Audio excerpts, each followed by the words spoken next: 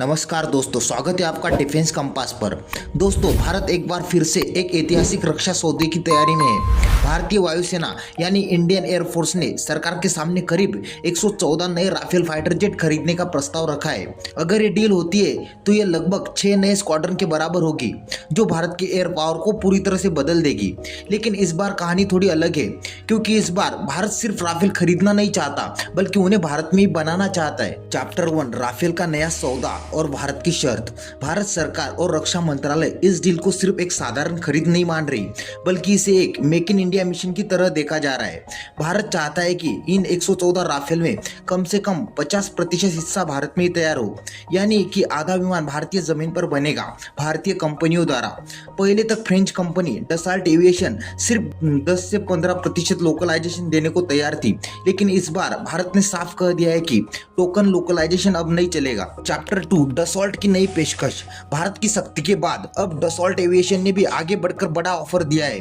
Company ने कहा है कि वो 60% तक इंडिजिनस कंटेंट देने को तैयार है, यानी कि राफेल की फाइनल असेंबली लाइन भारत में ही बनेगी और मुख्य स्ट्रक्चरल कंपोनेंट भी यही तैयार होंगे। सोचिए, जब राफेल जैसे एडवांस फाइटर जेट की असेंबली लाइन भारत में बनेगी तो ये पूरे एरोस्पेस सेक्टर के लिए एक गेम चेंजर साबित होगा। चैप्टर 3, आत्मनिर्भर भारत की दिशा में बड़ा कदम। रक्षा मंत्रालय ने साफ कहा है कि 10 से 15% की दिखावटी लोकलाइजेशन अब स्वीकार नहीं होगी।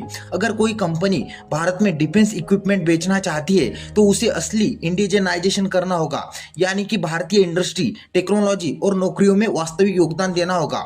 ये कदम भारत की आत्मनिर्भर भारत नीति के अनुरूप है, जहां देश सिर्फ खरीदार नहीं बल्कि टेक्नोलॉजी क्रिएटर बनना चाहता है। चैप्टर 4, कैसे होगा मेड इन इंडिया राफेल। अब सवाल आता है कि ये मेक इन इंडिया राफेल कैसे बनेगा, तो इसके 3 बड़े हिस्से होंगे। Number 1, final assembly line in India. Bharat में राफेल एयरफ्रेम का असली प्लांट बनेगा, जहां पूरे विमान को जोड़कर तैयार किया जाएगा। Number 2, component manufacturing. भारत की कंपनियां जैसे HAL, BEL और private sector structural part, wiring, harness और मैकेनिकल सिस्टम बनाएगी। नंबर 3, इंडियन एवियोनिक्स और सेंसर इंटीग्रेशन। यही सबसे बड़ा बदलाव होगा। DRDO और भारत की प्राइवेट कंपनियां अपने डेवलप किए गए रडार, इलेक्ट्रॉनिक्स वॉरफेयर सिस्टम और सेंसर इसमें जोड़ेंगी। Chapter 5, engine manufacturing. दोस्तों, एक और बड़ी खबर यह है कि राफेल का M88 इंजन मैन्युफैक्चरिंग और MRO सेंटर हैदराबाद में तैयार किया जा रहा है। ये सेंटर न सिर्फ इंडियन एयरफोर्स के लिए बल्कि भारतीय नौसेना के राफेल मरीन जेट के लिए भी काम करेगा।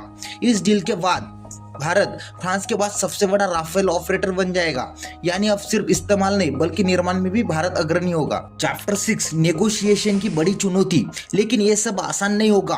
डसॉल्ट एविएशन को अपने पुराने बिजनेस मॉडल में बड़ा बदलाव करना पड़ेगा, क्योंकि इस बार भारत सिर्फ खरीदार नहीं बल्कि साझेदार बनना चाहता है। इसलिए दोनों देशों के बीच अब बातचीत का फोकस सिर्फ कीमत पर नहीं बल्कि टेक्नोलॉजी ट्रांसफर और मैन्युफैक्चरिंग क्वालिटी पर होगा।